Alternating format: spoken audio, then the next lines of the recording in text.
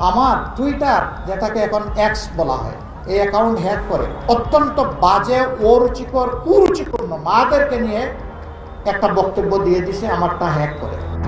জামায়াতে ইসলামীর আমির ডাক্তার শফিকুর রহমানের একটি ডিভাইসে আসে এক ইমেইল।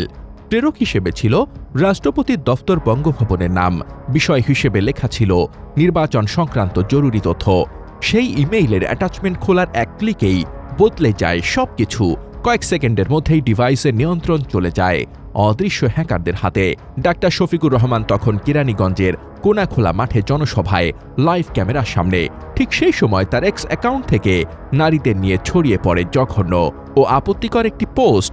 কিছুক্ষণের মধ্যেই বিষয়টি নজরে আসে জামায়াতের আইটি টিমের। দ্রুত পদক্ষেপ নেওয়া হয়, ডিভাইসের সেশন বাতিল করা হয়, পরিবর্তন করা হয় পাসওয়ার্ড। 4:30টার দিকে একটা অনাকাঙ্ক্ষিত পোস্ট সেখানে হয় এবং আমরা তার 20 মিনিটের মধ্যে সে বিষয়টি আমাদের নজরে আসে, এখানে অনাকাঙ্ক্ষিত পোস্টটি, এবং তার পরপরই আমরা আমাদের এই আইডি যারা পরিচালনা করেন সেই টিমের সাথে আমরা যোগাযোগ করি এবং তারা চেক করার মধ্য দিয়ে জানায় যে আইডিটি হ্যাক হয়েছে। প্রকাশ্যে জানানো হয় এ হ্যাকিংয়ের খবর।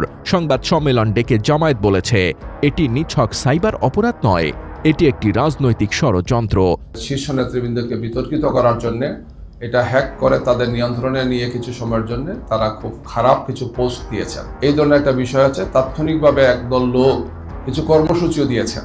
আমাদের গভীর আশঙ্কা যে এগুলোর সাথে বিশেষ একটি দল বা তাদের সাইবার টিমের কিছু চক্রান্ত এবং ষড়যন্ত্রকারী ব্যক্তিরা জড়িত আছেন, আমরা সেটা মনে করছি। আইনি পদক্ষেপ সহ সম্ভাব্য সব ধরনের পদক্ষেপ গ্রহণ করব, কারণ এটি একটি চরম বাড়াবাড়িমূলক একটি কাজ। কিন্তু প্রশ্ন ওঠে, কারাই হ্যাক করল? কেন রাষ্ট্রপতির দফতর বঙ্গভবনের নাম ব্যবহার করা হলো? আর কেনই বা নারীদের নিয়ে এমন নোংরা বার্তা? সে প্রশ্নের উত্তর পাবার আগেই ময়দান গরম করার চেষ্টা করে বিএনপি সমর্থকরা।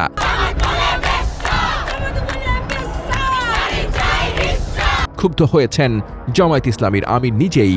তার অভিযোগ, নির্বাচনী মাঠে আদর্শে ব্যর্থ হয়ে প্রতিপক্ষরা চরিত্র হননের পথ বেছে নিয়েছে। একটা বক্তব্য দিয়ে দিছে, আমারটা হ্যাক করে। একটা দল দেখলাম যে হই হই রই রই করে মিছিল শুরু করে দিচ্ছে।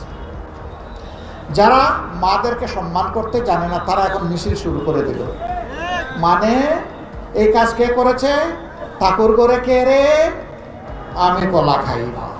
হ্যাকিং নিয়ে রাজধানীর হাতিরঝিল থানায় জিডি করেছে জামায়াত। তদন্ত শুরু হলেও রহস্য এখনো অমীমাংসিত।